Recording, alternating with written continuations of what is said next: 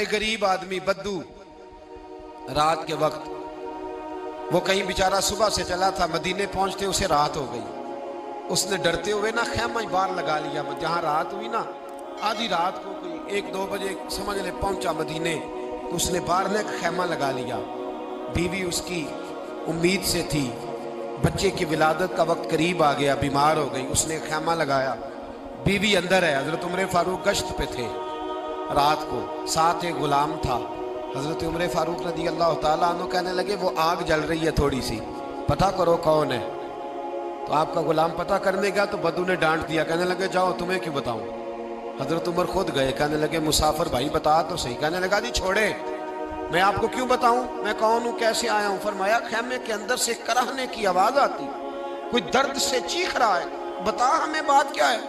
कहने लगा जी मैं फलां बस्ती फलां इलाके का एक गरीब हूँ, अमीरुल मोमिनीन उमर फारूक से मिलने आया हूँ, और रात हो गई है तो यहाँ खैमा लगाया है, सुबह मैं उनसे मिल के चला जाऊँगा। तो रात को तकलीफ देना पसंद नहीं किया, तो मेरी बीवी उम्मीद से थी, अब बच्चे की विलादत का वक्त करीब है, पास कोई नहीं। हजरत उमर कहने लगे तू ठहर, मैं अभी आया। चेहरे पे नकाब है, उसे बताया नहीं मैं ही अमीरुल मोमिनीन। उमर दौड़े गए, अपनी जौजा से कहने लगे अगर तुझे बहुत बड़ा अजर मिल रहा हो तो हासिल करेगी। क्या करूंगी। तो कहने लगे चल फिर मेरे साथ, बहुत बड़ा अजर है। एक दोस्त के यहाँ विलादत का वक्त है, जरूरत की चीजें साथ ले लो। उस औरत ने थोड़े दाने ले लिए, घी ले लिया।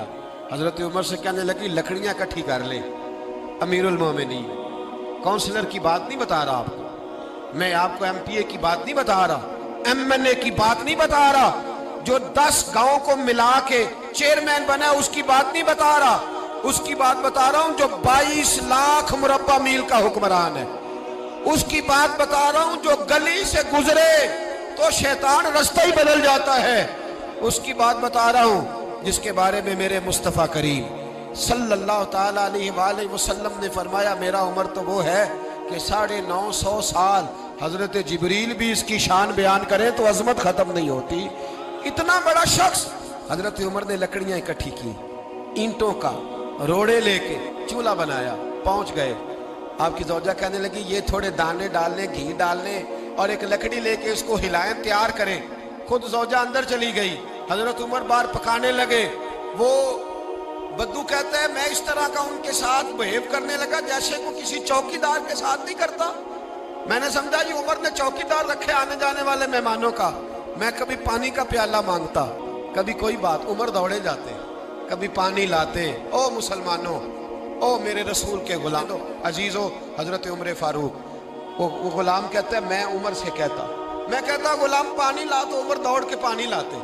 मैं कहता तुझे घी पकाना भी आता है, पहले भी कभी पकाया है? तो उमर फरमाते कोशिश तो कर रहा हूं। मैं कहता पहले भी कभी तेरी बीवी ने ये काम किया है? तो हजरत उमर कहने लगे मुझे याद नहीं, पूछ के बताऊंगा। कहते क्या रंग था, क्या अंदाज था, क्या मुस्तफा की तरबियत थी, क्या अंदाज हुजूर ने सिखाए गुलामों को। ये किस तरह का अमीर है कि ये हंडिया पका रहा है, फूंके मार रहा है, एक गरीब के लिए, देहाती के लिए जिसे जानते भी नहीं। अंदर उस शख्स की बीवी के यहाँ बेटा पैदा हुआ तो हजरत उमर की बीवी अंदर से बोल के कहने लगी अमीरुल मोमिनीन मुबारक हो, आपके दोस्त के यहाँ बेटा पैदा हुआ है। जब कहा ना अमीरुल मोमिनीन मुबारक हो, तो वो शख्स कहता है मेरे हाथ कांपने लगे और मैं इस तरह दौड़ा कि मेरी पगड़ी गिर गई। मैं दौड़ा तो उमर ने बुलाया, कहा किधर जाते हो? कहने लगा आप अमीरुल मोमिनीन है, आप अमीरुल मोमिनीन, आप उमर हैं, कैसर किसरा जिसके नाम से कांपे आप वो हैं, जिसे मुस्तफा ने दुआ मांग के अल्लाह से मांगा वो वाले उमर है आप, जिसके लिए अलीउल मुर्तजा फरमाते मैं रोज दुआ करता हूं वो वाले उमर है, जिसके बारे में अबू बकर सिद्दीक ने फरमाया था कि मैं अल्लाह से कहूंगा मौला जो तेरे महबूब की उम्मत के हक में सबसे बेहतर था मैं उसे खलीफा बना के, वो वाले उमर है। उमर अमीरुल मोमिनीन की बीवी वो तो खातून अव्वल होती है, वो तो मलका होती है, और तेरी बीवी दाई बनकर एक गरीब के बच्चे के पास बैठी रही है विलादत के वक्त। उमर अमीरुल मोमिनीन होके तेरी दाढ़ी सारी धुएं से भर गई तो ड्यूटी करता रहा। तो सैयदना उमर रो पड़े और उस बद्दू को सीने से लगा के कहने लगे तुझे पता नहीं तू कहाँ आया है, किस शहर का पता है? उसने कहा हुजूर कहाँ है? फरमाया ये मेरे नबी का मदीना है, ये मुस्तफ़ा का मदीना है। यहाँ अमीरों का इस्तकबाल नहीं होता, यहाँ गरीबों के इस्तकबाल होते। यहाँ हुजूर ने इस स्टेट पे मेरे रसूल पाक ने वो वाला रंग दिया है कि अब गरीब सर उठा के जीने लगे हैं, अब मजदूरों को इज्जतें मिलने लगी हैं, अब यतीमों ने सर उठा लिया है कि हमारा कोई सुनने वाला आ गया है।